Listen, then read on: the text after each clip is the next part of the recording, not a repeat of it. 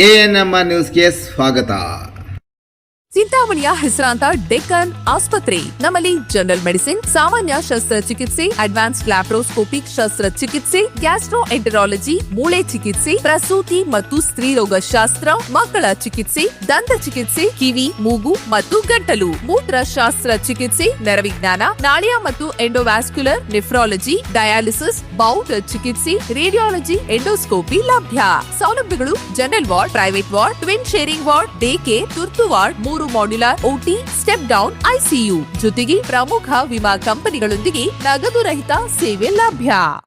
ಎಲ್ಲರಿಗೂ ನಮಸ್ಕಾರ. ನಾನು ಈ ದಿವಸ 12 ಮೇ 2026 ಚಿಂತಾಮಣಿ ಉಪವಿಭಾಗದಿಂದ ಟ್ರಾನ್ಸ್ಫರ್ ಆಗಿ ರಿಲೀವ್ ಆಗುತ್ತಿದೆ.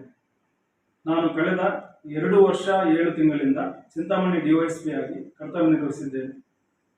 ನನಗೆ ಚಿಂತಾಮಣಿ ಡಿವೈಎಸ್ಪಿ ಆಗಿ ಬರಲು ಅವಕಾಶ ನೀಡಿ ಇಲ್ಲಿ ಕರ್ತವ್ಯ ನಿರ್ವಹಿಸಲು ಪ್ರೋತ್ಸಾಹ ಮತ್ತು ಸಹಕಾರ ನೀಡಿರ್ತಕ್ಕಂಥ ಸನ್ಮಾನ್ಯ ಉನ್ನತ ಶಿಕ್ಷಣ ಸಚಿವರು ಹಾಗೂ ಚಿಕ್ಕಬಳ್ಳಾಪುರ ಜಿಲ್ಲೆಯ ಉಸ್ತುವಾರಿ ಸಚಿವರು ಆಗಿರ್ತಕ್ಕಂಥ ಡಾಕ್ಟರ್ MC ಸುಧಾಕರ್ ಸಾಹೇಬರಿಗೆ ನಾನು ತುಂಬ ಹೃದಯದ ಧನ್ಯವಾದಗಳನ್ನು ಅರ್ಪಿಸುತ್ತಿದ್ದೇನೆ.